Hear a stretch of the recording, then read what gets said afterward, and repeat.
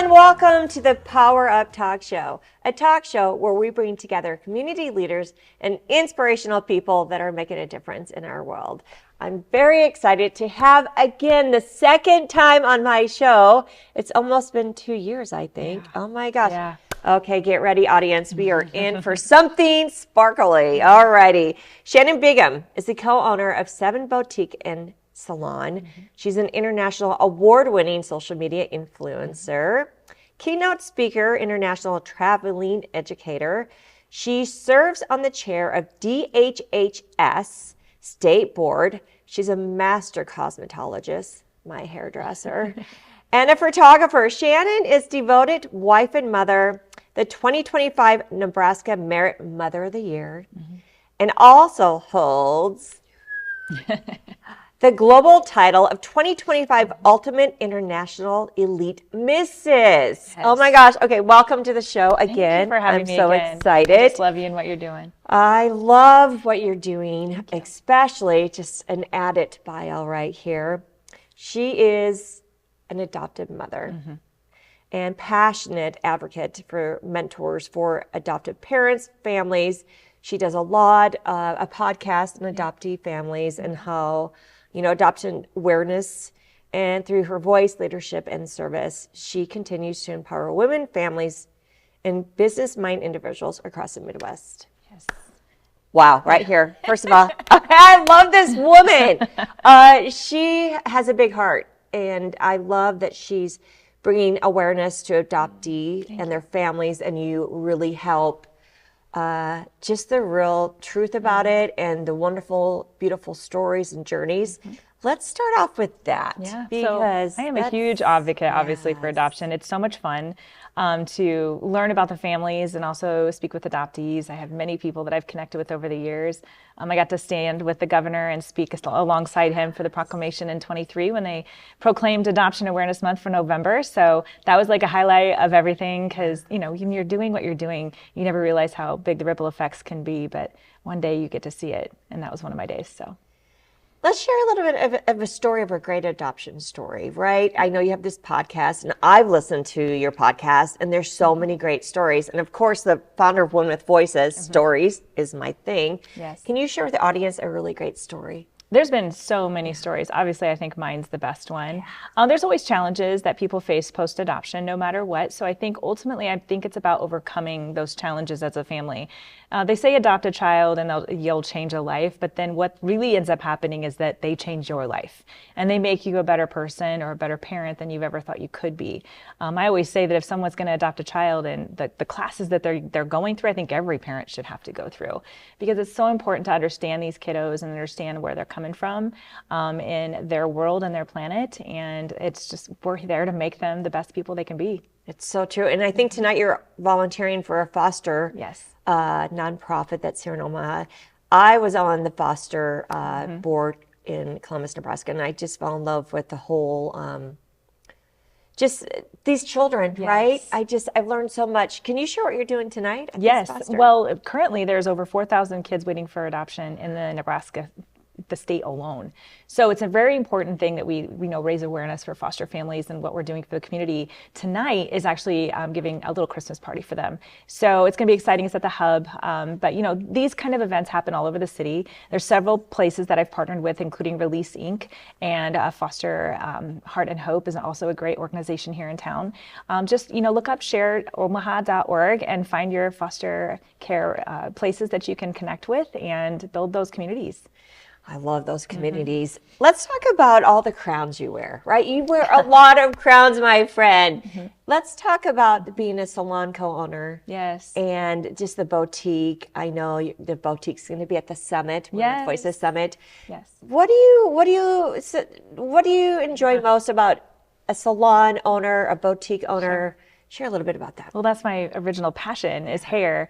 And so I've been able to grow and develop, hundreds of stylists over the years. We've owned for 22 years together, me and my business partner, Nicole.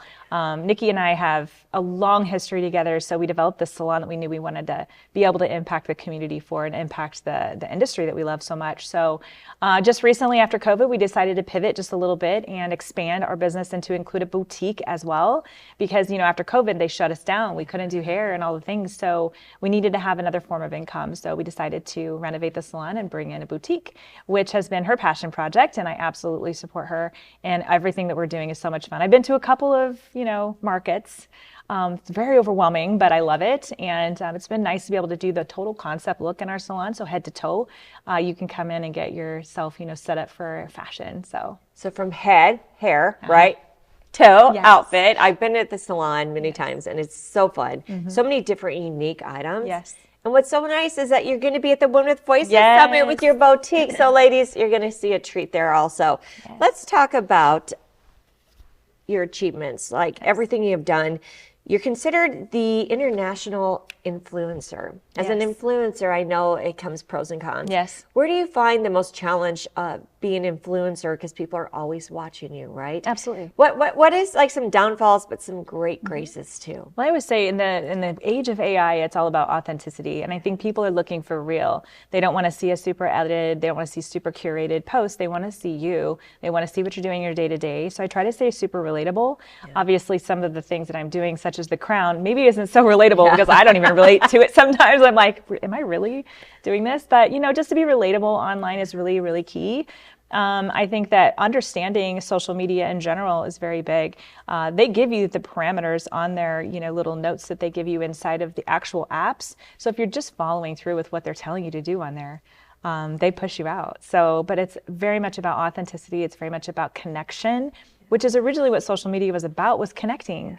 It's social. So I do obviously share achievements on there and share my family and share things, but I also try to do some things that have the ability to empower or inspire people as well, because I think there's people that are out there that watch and they really do want to be motivated or inspired, or if she's doing that, I can do that. I want to be that person that's like breaking through different levels of the clouds, which I mentioned in my upcoming book, to be able to inspire others that they can do it as well. So Inspire others. That is so true. I know a lot of times people have walked up to you and to me and they say, we've been following you, right? And to give them the courage to be themselves and to do that also, right? It's like, just get on and share the world what you love and your passion. Yes. Now you brought me into the next subject so easily, well said, your book. You're having a book. I'm so excited.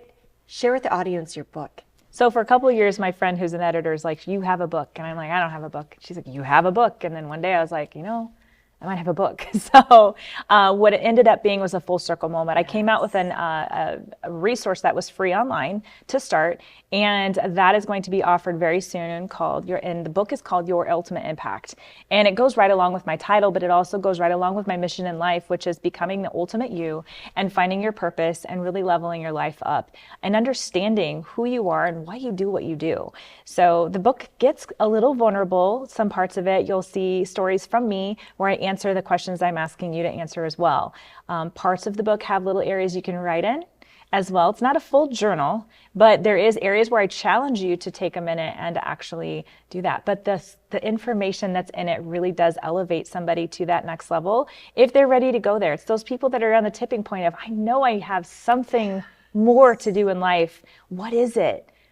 Let me help you find it. Here's my roadmap. Here's my, equipped. Let me equip you to do the things that you're doing. It's the framework that I've put together, and I'm going to offer it, like I said, as a free resource.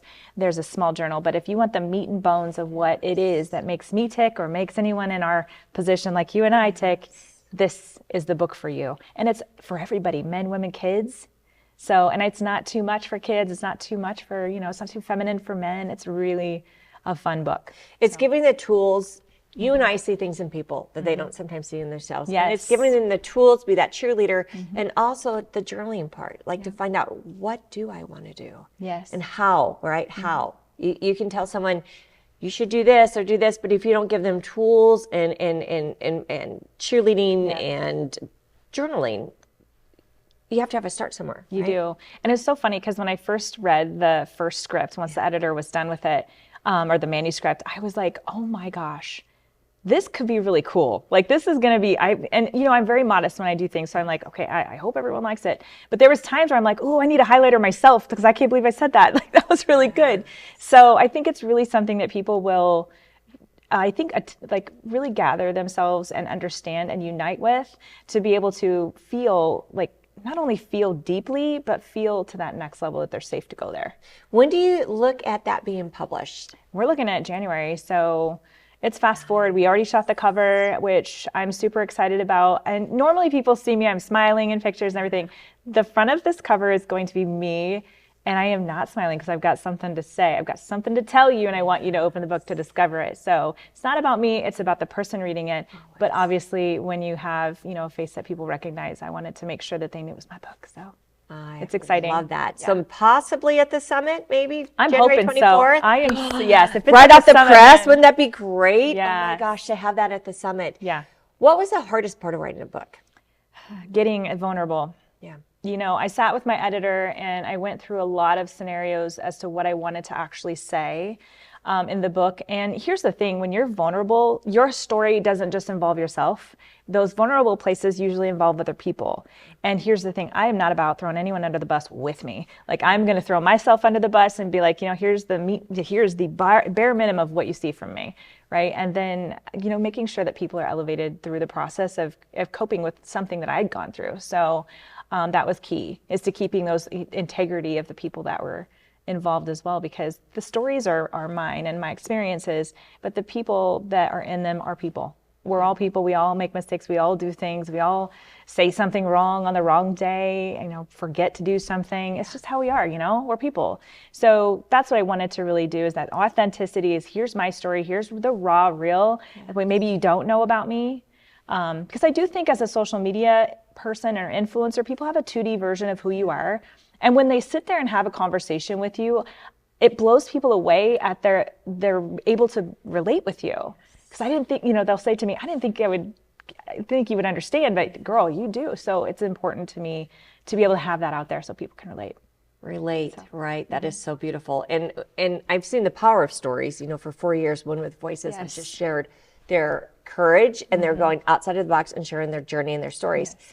And it's that relatable piece that someone connects with, that you are approachable. Yep. That's what's wonderful. We have such amazing women in our lives, and so many people would feel like they're unapproachable, but there's not a woman out there that I have met that's not approachable, right? And it's sharing that vulnerability that makes you approachable. And giving them that safe space to do it. And I think with your Women with Voices, people feel that connection and they feel empowered and they feel inspired and they can break down those walls and say, yeah, I've struggled, I'm doing this, but here's the real, this is what I'm facing, and then we can help. Yeah, so. It's the building the communities. Let's talk about the Nebraska 2025 Nebraska Merit Mother of the Year. What is that? Oh my gosh, it's the coolest thing. So it's an American Mothers Association, and they're kind of important. They helped get Mother's Day started.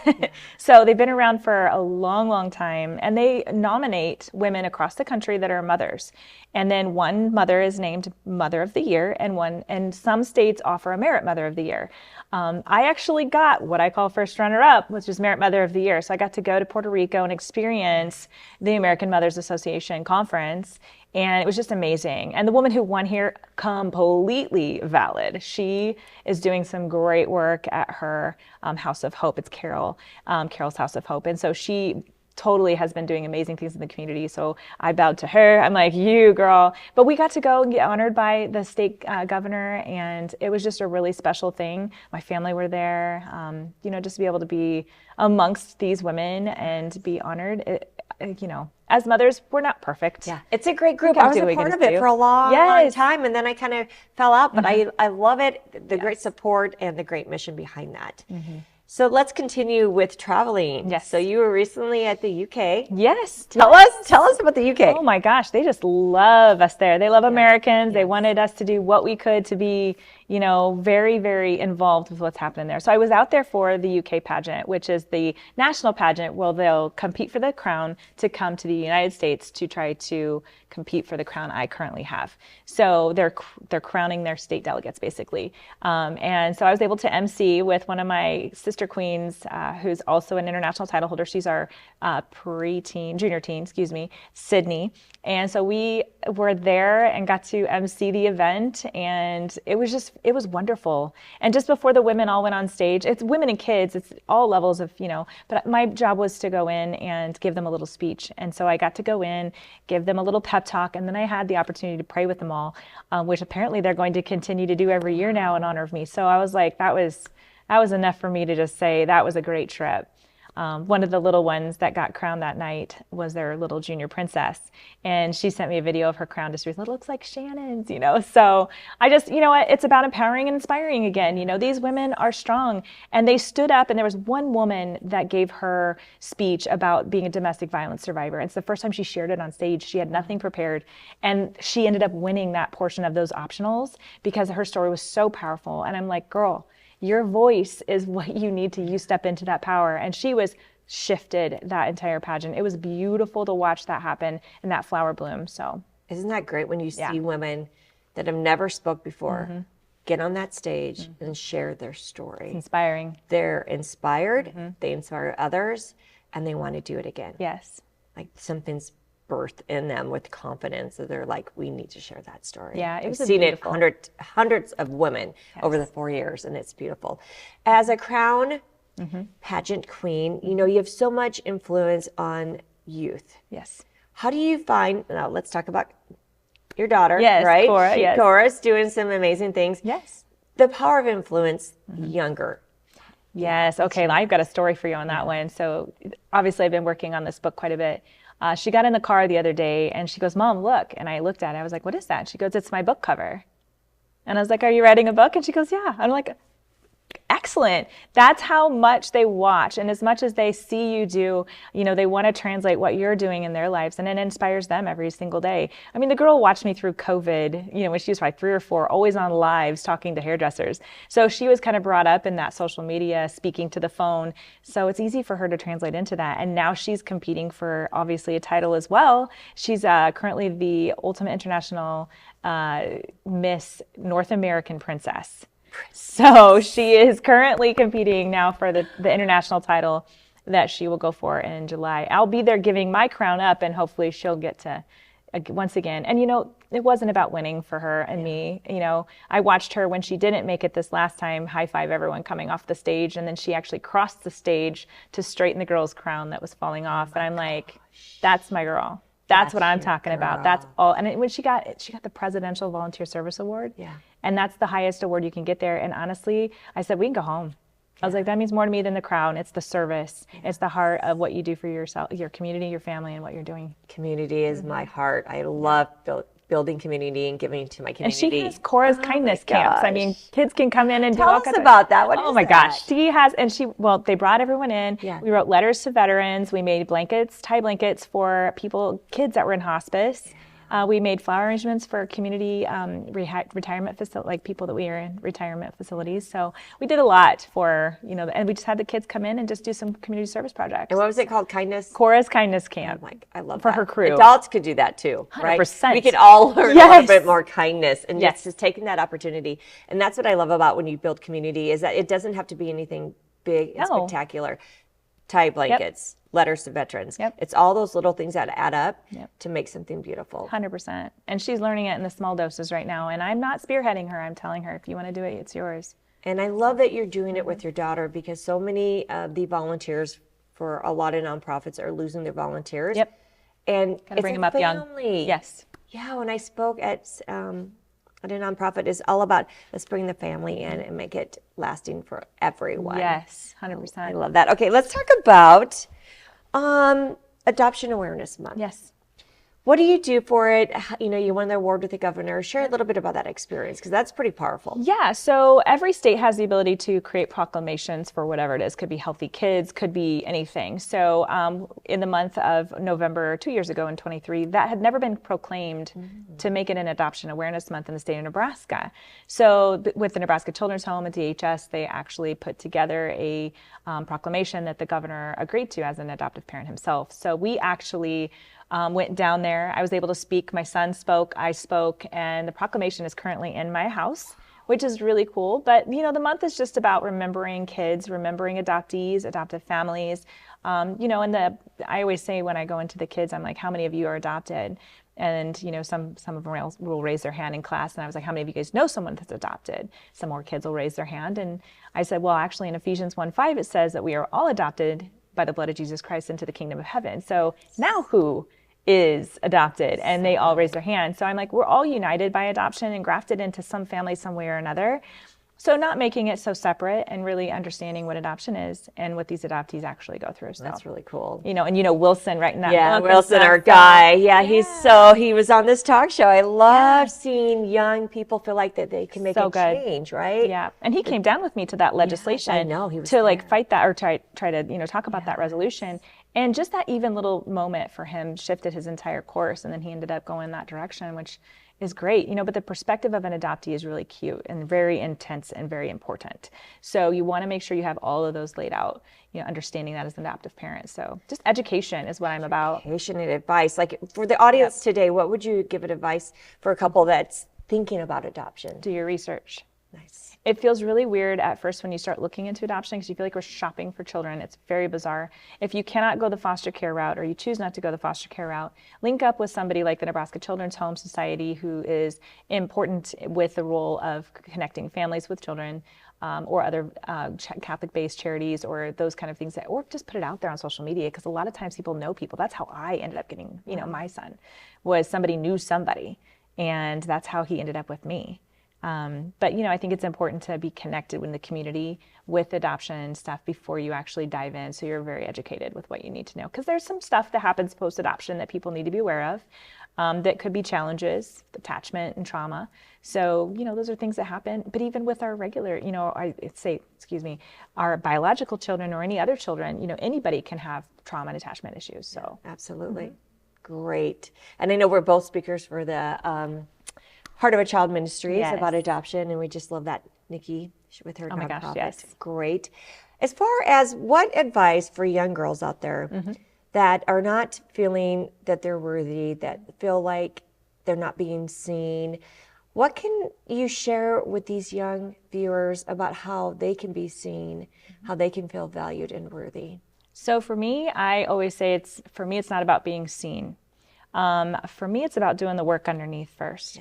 And plugging yourself into some mentorship. So I would say if you're not being mentored, find one. And then if you can find someone to mentee, like a mentee yourself, you always need a Paul and a Timothy. You always need somebody to mentor and somebody to mentee. So I do believe in mentorship. So if you feel like you're not seen, or you feel like you're not, you know, getting the traction that you want in life, find a great mentor that will pour into you. It could come from your church. It could come from programs here in the city. It could come from just serving and volunteering and being around somebody that's in leadership. But truly plug in with people, because I do believe that sometimes people are just in the wrong circles. And when you get in the right circles, boy, you catch fire. And that's so true with the influencer you are and social media. I've seen, you know, being a cheer coach for high school cheerleaders and just being around youth, is that they can get sucked in with the wrong mentors. Absolutely. On social media. And it's just like reaching out and finding those right mentors that will hold you accountable and help you and support you. Yeah, and it's not, I don't always look for yes people either. Yeah. You know, because I do believe that the friends that I have that can tell me, hey, Shannon, you need to, like, you know, which Nikki is that for me. And a few other friends that I have, just to be able to speak into my life and say, maybe you need to pull that back, or consider where you're going down this path, or maybe not the right look, you know. So I feel like those kind of people are just as important to me now. Maybe not so much early on, but because you need that positivity fed in for you to grow and build. So that's so true, right? You have to also, as our age, right, be able to take criticism and to be able to have someone Absolutely. to talk to us, and that just makes us human. Yeah, right. it's accountability. I think accountability, and when you have to face yourself, you truly learn the most about yourself. Yes.